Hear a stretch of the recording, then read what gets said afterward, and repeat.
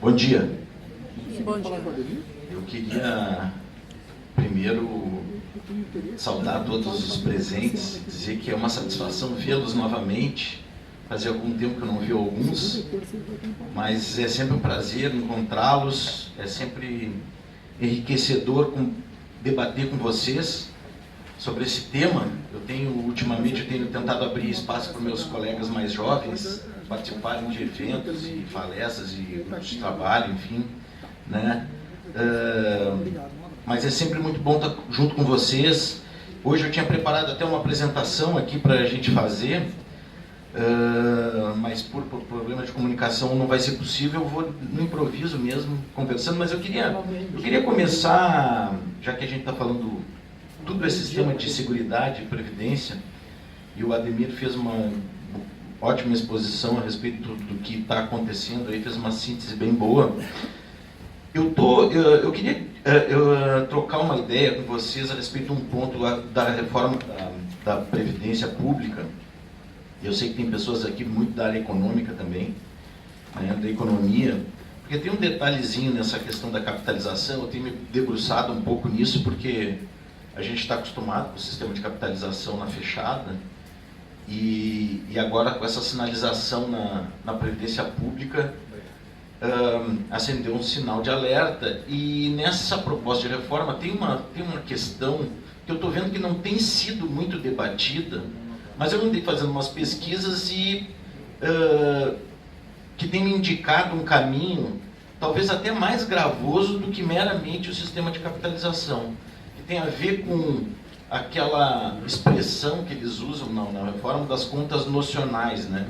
É uma expressão que quem não é da economia nunca tinha escutado, eu nunca tinha escutado isso, né? Capitalização através de contas nocionais.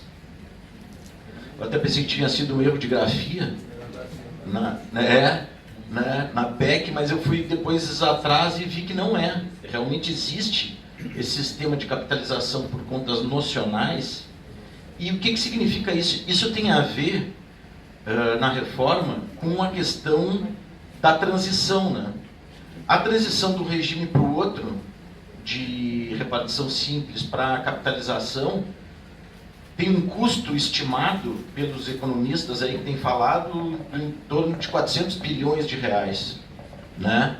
Porque, na verdade, hoje no sistema de repartição, quem está pagando contribuição hoje, esse dinheiro não fica no caixa, né? Ele sai do caixa para pagar benefício direto, né?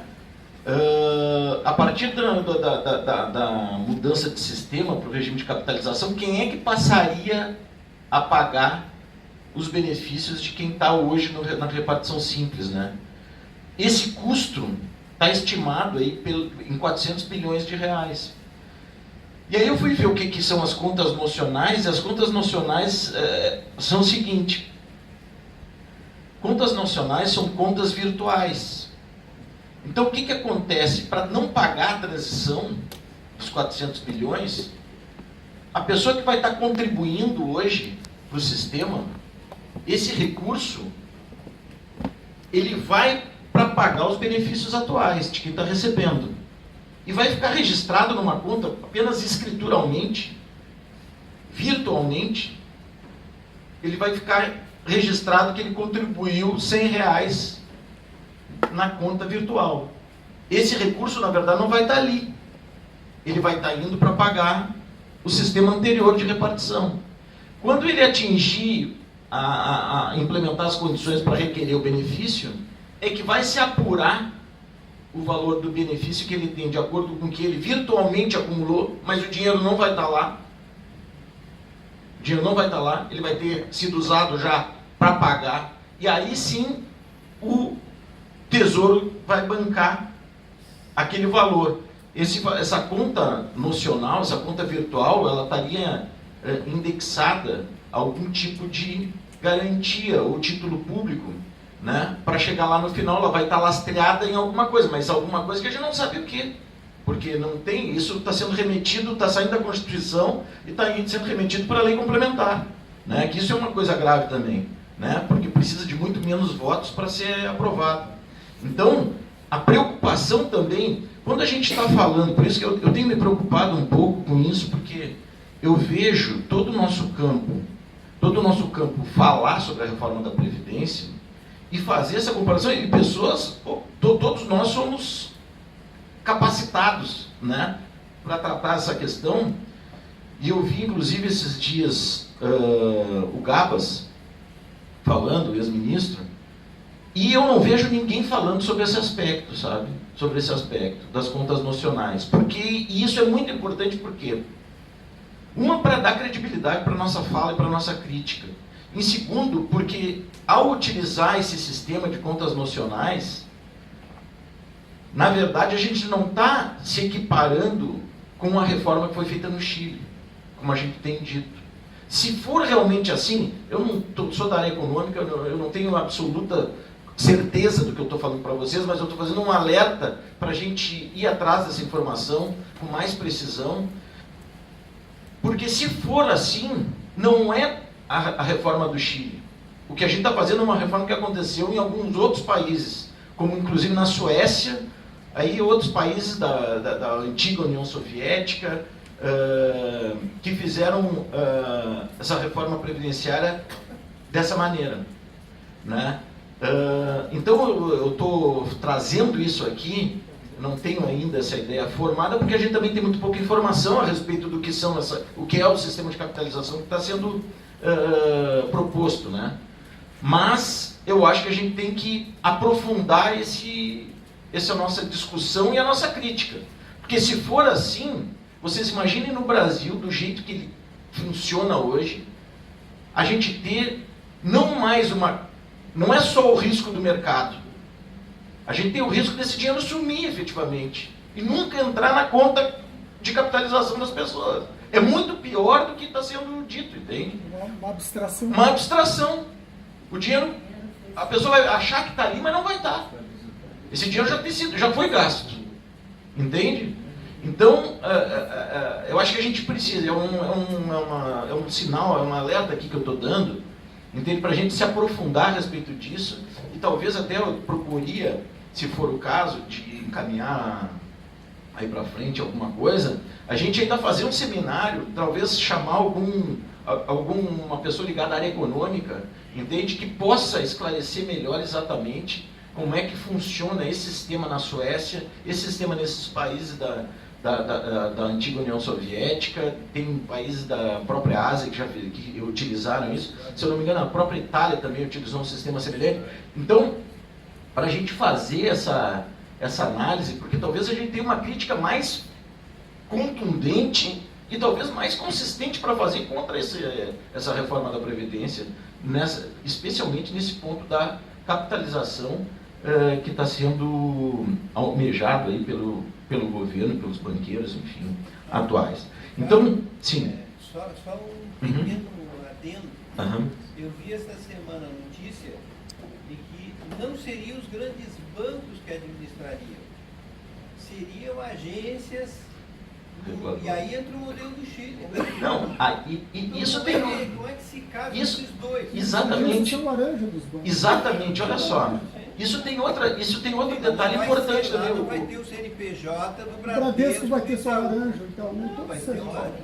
Olha só, isso tem um outro detalhe importante que o Joaquim está falando pelo seguinte, porque a gente dizer que o sistema financeiro que vai administrar esses recursos também não estaria correto. Por quê? Porque não teria o recurso. Não tem o recurso. Esse recurso não está indo para o banco, ele está sendo gasto para pagar o benefício ainda, porque é o recurso que vai pagar a transição. Entende? Ele é só virtual. Entende? Então a gente tem que arredondar, talvez, e talvez aprofundar um pouco mais essa nossa crítica, né? Para a gente não deixar margem deles desqualificarem a nossa crítica que a gente está fazendo. Quando a gente fala que é do Chile, o cara vai chegar lá e vai nos desmontar, entende? Se não é a chilena. Não é a chilena que está fazendo, é da Suécia, imagina só. Não é a chilena, é da Suécia. Entende? Sim, mas imagina a condição do sueco para fazer um processo desses, né? E a nossa condição. Bom, enfim. Mas então é só um ponto que eu queria já ver, porque é um negócio que também está me incomodando muito. Eu quero também aprofundar isso, não estou encontrando muitos pares para Não estou encontrando muito espaço para fazer essa discussão. Bom, mas entrando no nosso tema aqui, da CGPAR 25, a gente tem que ter presente que ela não vem do nada, né? Ela não cai do céu, ela está dentro de um contexto. E dentro de um contexto que no nosso sistema de previdência fechada, entende? A gente já vem sentindo isso há algum tempo, né? Não é muita surpresa para nós a CGPAR 25. Por quê? Porque a gente tem aí sinalizações que vêm desde a resolução da retirada de patrocínio, né, que é um absurdo, né? A gente tem a possibilidade cada vez mais presente de transferências de gerenciamento de planos, né, entre entidades, que são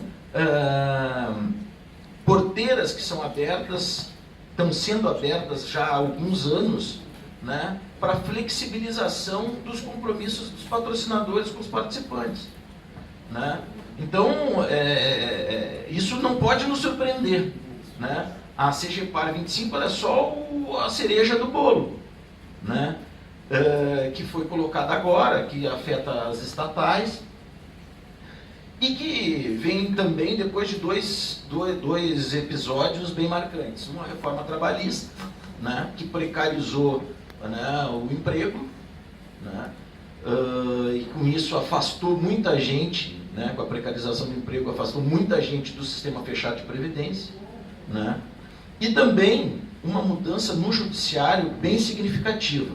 Nós temos agora um sistema, não sei se todos estão cientes disso, mas nós temos um sistema hoje de julgamento de processo nos tribunais superiores, que acontece através dos recursos repetitivos, né, aquelas matérias que são julgadas sistematicamente pelo judiciário, como, por exemplo, vocês tiveram aqui durante muito tempo cesta alimentação no Banco do Brasil, vocês tiveram durante muito tempo integração de parcelas salariais na complementação de aposentadoria, algumas parcelas que não estão previstas em regulamento, enfim, né? No Banco do Sul teve várias aí, a DI, e também teve cesta alimentação, eu acho, né? Também bastante. Esse tipo de ação em massa, né, ele tem sido julgado nesse sistema de recursos repetitivos, e quando se dá repercussão para esse tipo de recurso, e a decisão ela vai afetar a todos os processos, a gente tem uma definição de posição do judiciário a respeito de determinado tema, e não se pode mais contrariar aquela orientação, aquela decisão orientadora daquela matéria, né?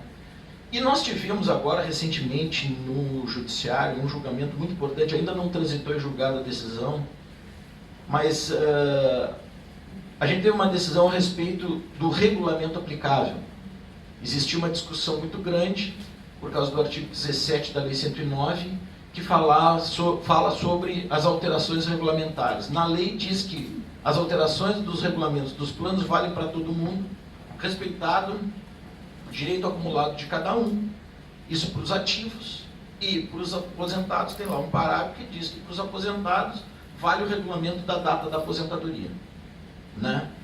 A definição que houve lá no STJ, recentemente, foi no sentido de que, apesar do relator ter votado conosco, dizendo que vale o regulamento da data do ingresso do participante e com as alterações benéficas, mas que ele não poderia ser alterado para pior, mesmo o relator votando assim,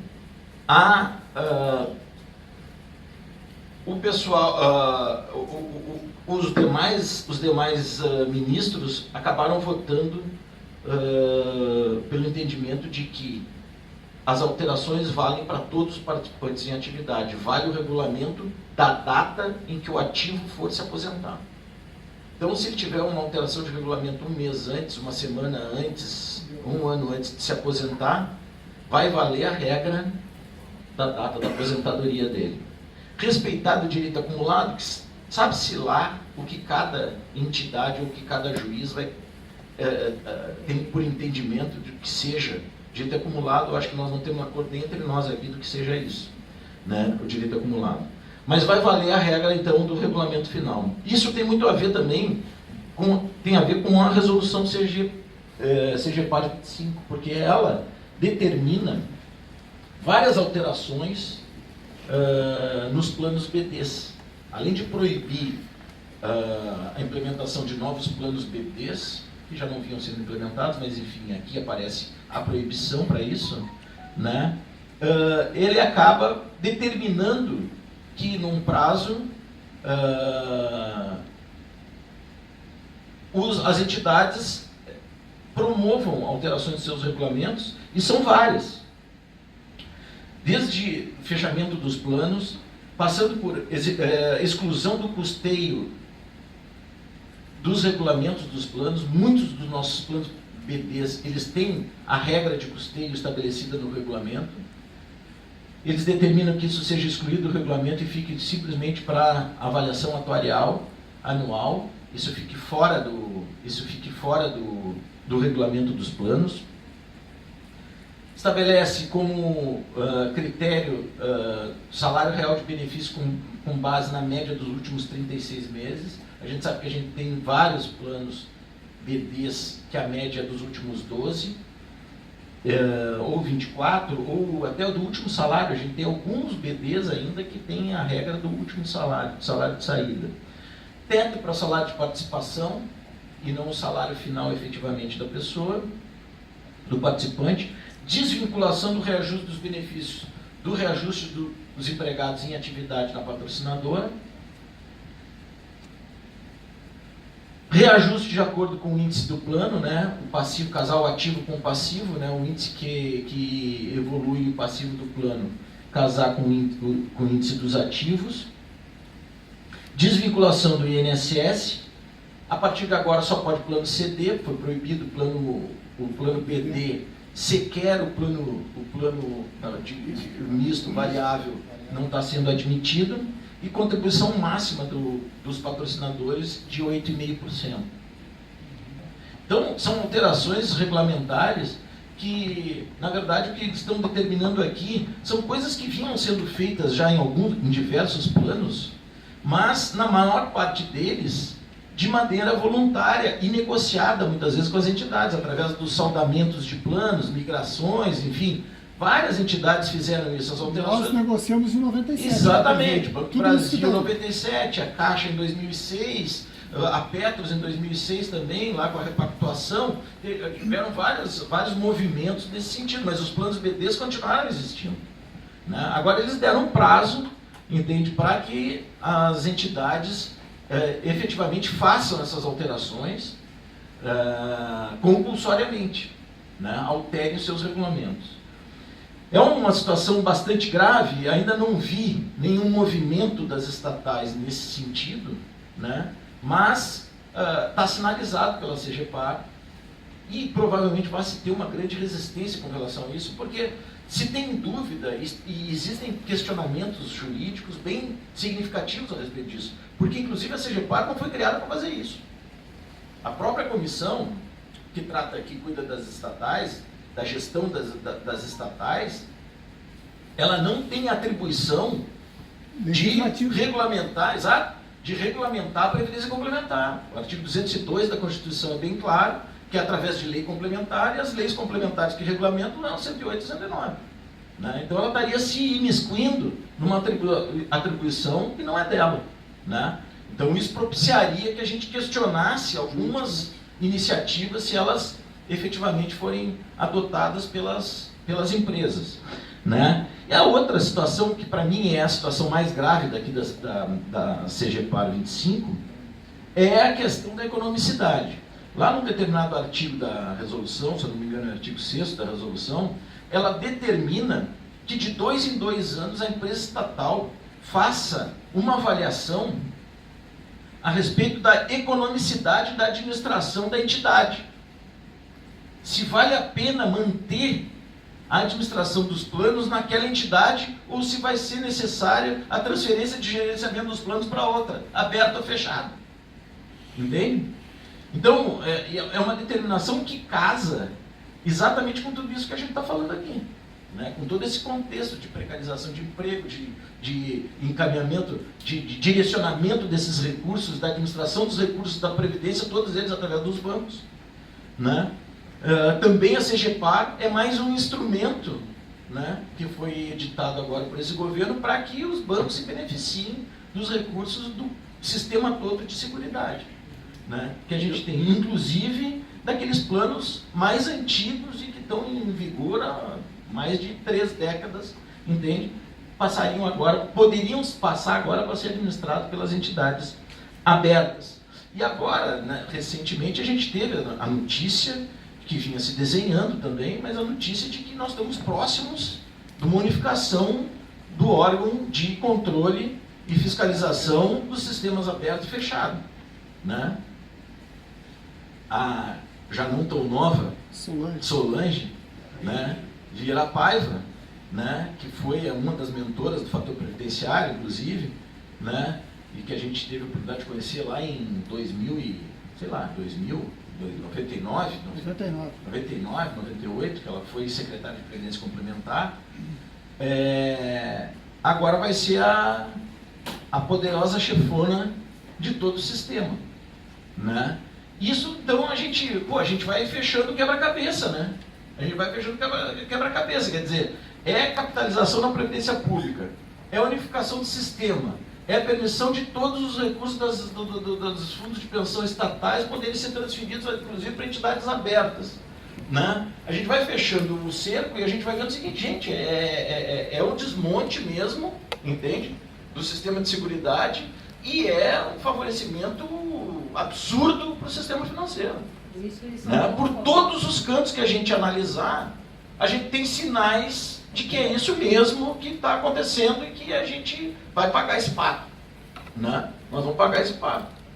Eu não acredito que a gente vai terminar lutando para prever que não vai terminar. Cara. Eu tenho dado um exemplo de uma associação de aposentados que eu atendo em Curitiba. E esses dias eu fui fazer um debate, na verdade um embate com o patrocinador lá, porque eles queriam reajustar, aplicar o IGPM. O plano deles é indexado ao IGPM. O IGPM em 2017 deu índice negativo acumulado nos últimos 12 meses.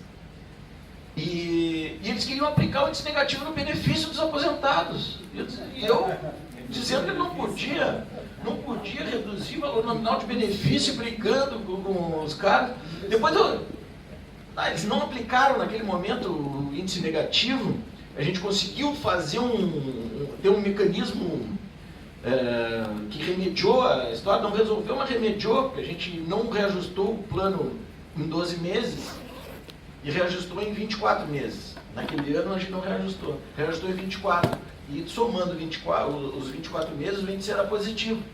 Só que se abateu o 1,72 do benefício do índice geral, mas não reduziu o valor nominal, pelo menos. Aí eu estava voltando de Curitiba para Porto Alegre, eu estava pensando, olha o absurdo que nós chegamos. A gente está brigando para ter reajuste zero. Entende? Brigando para ter reajuste zero no benefício dos aposentados. Tá? E conseguindo ali remediar a situação. Então, essa CGPAR, eu não quero me alongar, essa CGPAR é mais um instrumento que eles criaram para poder fazer essas maldades que eles estão fazendo no nosso sistema de seguridade. A gente tem que estar atentos. Eu não vi ainda nenhum movimento nas estatais direcionados ao cumprimento dessa medida. Não sei se eles também estão temerosos por alguma orientação que receberam de realmente aplicar e ter isso questionado no judiciário, né? Mas o que a gente vê é que eles não têm muito medo de nada. Eles vão mesmo para cima da gente e nós vamos ter que estar preparados. Vamos ter que estar preparados para também se opor a esse tipo de iniciativa, né? Eu acho que o grande recado que a gente tem que fazer, eu acho que a Ademir colocou bem, né? Hoje a gente está muito ligado nas redes sociais, a gente tem muita informação a respeito das coisas, né? Mas a mobilização nas redes sociais ela não é suficiente, né? ela não é suficiente. A gente parece que quando a gente está na rede social, a gente está participando, está curtindo, está fazendo um comentário, está retweetando, ou está mandando uma mensagem assim, parece que a gente está participando, né? E na verdade a gente não está participando. Na verdade é confortável para quem está implementando, quem está... É confortável que as pessoas fiquem nas redes sociais. Eu me incluo nesse perfil, entende também? E é importante, cada vez mais eu vejo que é importante, a gente vai ter que, em algum momento, a gente vai ter que ir para a rua, porque se for assim, nós não vamos conseguir segurar. A gente tem que botar um pouquinho de receio neles, entende? De que se eles avançarem, eles vão passar do ponto e a coisa vai engrossar. Essa greve geral talvez seja uma oportunidade boa de acontecer. Eu me coloco à disposição de vocês para a gente fazer os debates, para a gente aprofundar essa questão da Previdência Pública e fico à disposição de vocês mais um pouco para a gente fazer o debate. Muito obrigado.